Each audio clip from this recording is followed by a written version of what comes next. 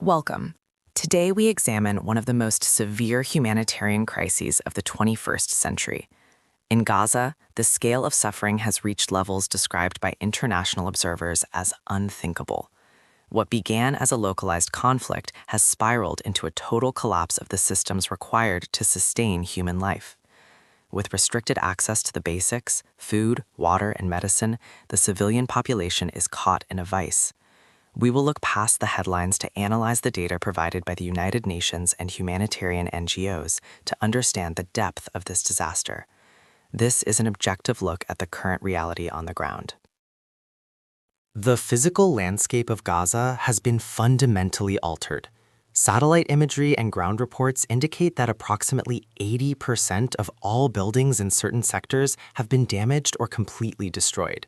This includes not just residential homes, but also hospitals, schools, and essential power plants.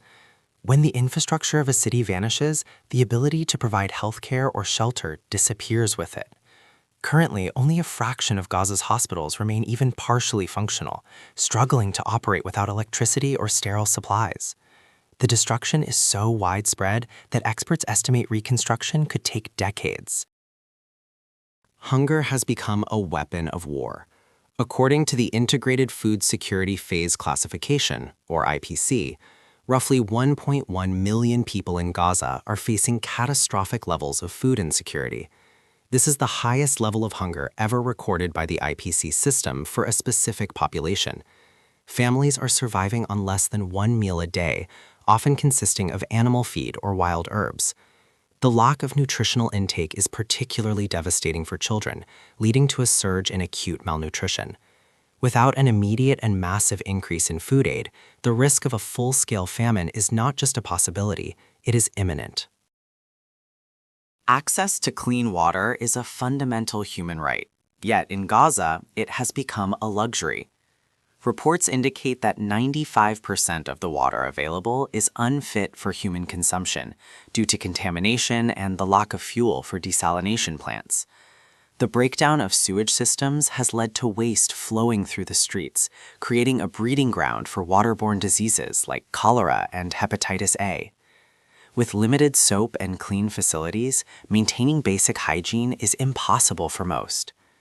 This sanitation crisis represents a silent killer, potentially claiming as many lives as the direct violence itself. Displacement has become the norm for nearly every resident of the Gaza Strip. Approximately 1.7 million people, more than 75% of the population, have been forced to flee their homes, often multiple times. These families are seeking refuge in overcrowded UN shelters, makeshift tents, or even in the open air. The designated safe zones are frequently subject to strikes, leaving nowhere for civilians to truly find sanctuary. The psychological toll of constant flight, combined with the loss of one's home and community, is creating a generational trauma that will be felt for years to come. Delivering life-saving assistance is fraught with insurmountable hurdles. Before the current escalation, hundreds of trucks entered Gaza daily. Now, restricted aid flow often means less than 100 trucks enter per day, which is a drop in the ocean compared to the actual need. Border crossings are frequently closed, and the inspection processes are arduous. Even when aid enters, the lack of fuel and safe corridors makes internal distribution nearly impossible. Humanitarian workers face extreme risks, with many losing their lives while trying to deliver food and medical supplies to those in desperate need. The global community remains deeply divided on how to address the crisis. While the United Nations has repeatedly called for an immediate ceasefire and unimpeded aid access, political gridlock at the Security Council has often delayed decisive action. Furthermore, major funding cuts to UNRWA, the primary agency for Palestinian refugees, have threatened to collapse the entire humanitarian response. International law experts are raising alarms regarding potential violations of human rights and the Geneva Conventions. The calls for accountability are growing louder as the humanitarian toll continues to rise, putting the international rules-based order to the ultimate test.